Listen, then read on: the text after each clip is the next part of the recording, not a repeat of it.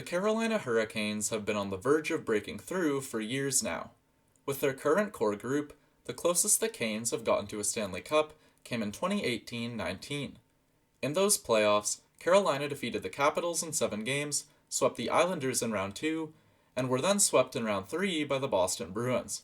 Since then, the Hurricanes have failed to advance past the second round.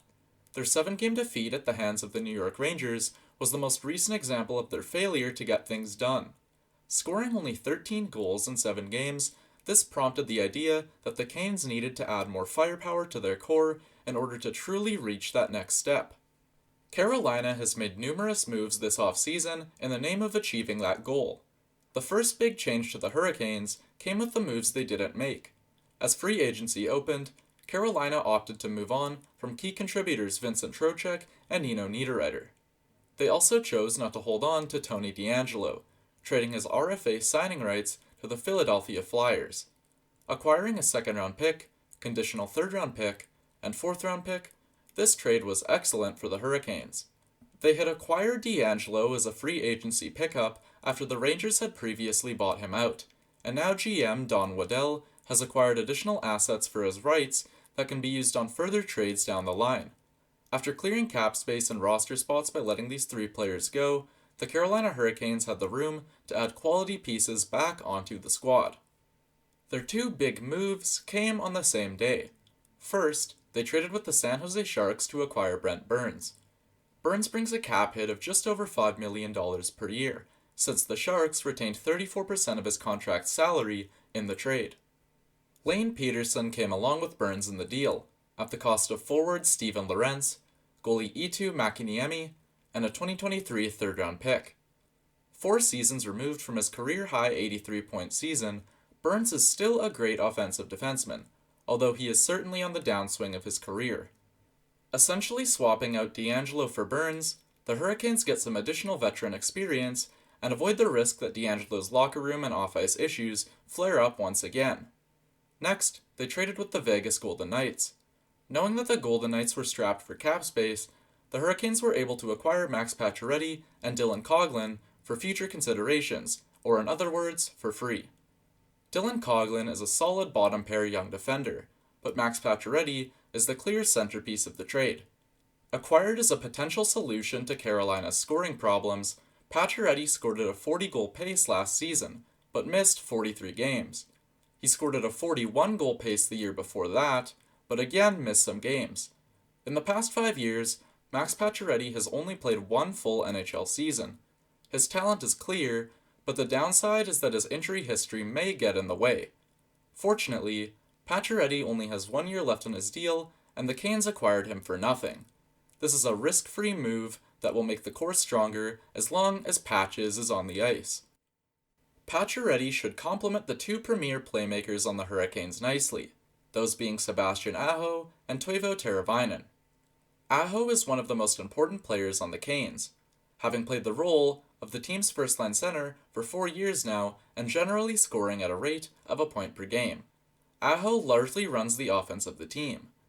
In the past season, Aho had 12 more points than the next closest member of the team, scoring 37 goals and adding 44 assists for a total of 81 points. Aho is an all-around offensive powerhouse, and at only 25 years old, he still has lots of room to improve. Teuvo Teravainen is also best classified as a playmaker. Teravainen's stats are much more skewed towards assists than Aho, as he can generally be counted on for about 65 points in a full season, but hasn't ever scored 25 or more goals. Last season, Teravainen scored 22 goals and had a total of 65 points. Pacioretty, Aho, and Teravainen aren't the only important forwards on the Canes. Andrei Svechnikov, Seth Jarvis, and Martin Necas are all very young forwards who are significant to the success of Carolina. Svechnikov, only 22 years old, just completed his 4th NHL season.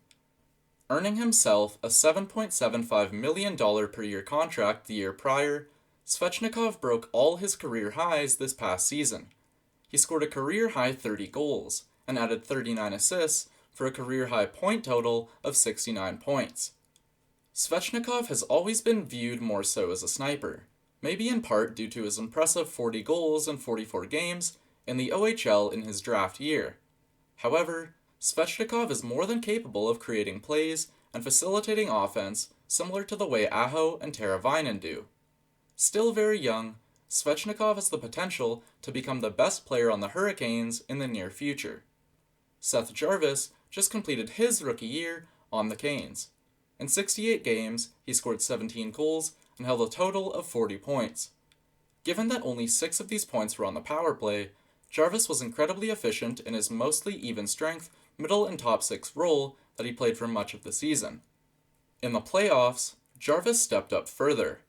He was entrusted with an extra minute of average ice time and spent much of his time on the first line, ultimately producing 8 points in 14 playoff games and ranking 5th on the team in playoff scoring. With Jarvis's minutes increasing in the playoffs, and with the departure of forwards like Trocheck, the stars are aligned for him to become an even better producer next year. At only 20 years old, Seth Jarvis will likely be a core member of the Carolina Hurricanes for years to come. Martin Necas is the most unpredictable of the three. After having a breakout season in 2020-21, Necas regressed this past season, scoring 1 less point in 25 more games. Necas drew some criticism from Canes fans this year, and was even nearly scratched for their Game 7 against the Bruins, the most important game of the season to that point. There's no question that the talent is still there with Necas, still only 23. A big bounce-back year from him would go a long way in helping the Canes succeed. On defense, Brent Burns is expected to be paired with Jacob Slavin. Slavin is one of the best defensive defensemen in the NHL. Generally, he plays a boring game, which is exactly what Carolina would like from him. Last year was his best offensive season ever, as he contributed 4 goals and 38 assists, breaking his previous 36-point career high. Slavin has managed to allow both Dougie Hamilton and Tony DeAngelo to assume offensive responsibilities of Carolina's first pair, and there's little doubt that this Slavin-Burns pairing will be any different. The rest of the Hurricanes' defense is rather unremarkable, but very capable. Brady Shea and Brett Pesce ran the second pair for much of last season. Shea is the more offensively oriented of the two, tying his career high in points last season with 39 and setting a career high in goals with 9. Pesce has always been a solid defender with minimal offense, sort of like a right-handed Slavin. Pesce was 1 point shy of his career high 29 points last year and equaled his career high 7 goals. With a new top 4 of Slavin Burns and Shea Pesce, all 4 defenders are defensively responsible. Burns' offensive numbers aren't as good as DeAngelo's, but he's better defensively. Barring a major regression in Burns' game, the Hurricanes should be even better defensively next year, a scary sight for opposing teams given that they had the lowest goals allowed in the NHL last season, only allowing 202 goals over 82 games. The defensive core is very solid, but maybe the biggest reason for Carolina's success in preventing goals comes with Frederik Andersen. After a rough 2020-21 with the Toronto Maple Leafs, Andersen signed for the Hurricanes and had maybe the best year of his career. With a .922 save percentage and placing 4th in Vezina Trophy voting, Andersen proved that he's still an excellent goalie when fully healthy. So, will the Hurricanes be better? As we've established, the forward core is very young. Any one of the players could take a step back, but it's more likely that players of their age and talent take a step forward. After all, 2 of the young forwards set career highs last season, and adding Pacioretty to that group should help them to reach or approach those totals again. The defensive group remains essentially the same, aside from what is basically a direct swap of DeAngelo for Burns. Only time will tell which of the two was a better match for Slavin. And Andersen, as long as he's healthy, should be one of the better starting goalies in the NHL. If Burns regresses, if Pacioretty gets injured yet again, then the Hurricanes will be a worse team. If any of the young players take a step forward, the new guys play well, and the team stays relatively healthy, the team should be much better. Whether you believe the Hurricanes will improve depends on which angle you want to bet on. The team should be stronger defensively, although it's hard to improve upon a season in which they held the least goals against in the NHL. They might be better offensively, but that depends on Pacioretty's integration to the team and the young guys' abilities to fill the roles of the departing forwards. Only time will tell if this is finally the year the Hurricanes truly push for a Stanley Cup. Whatever happens, this should be yet another exciting season for the Carolina Hurricanes.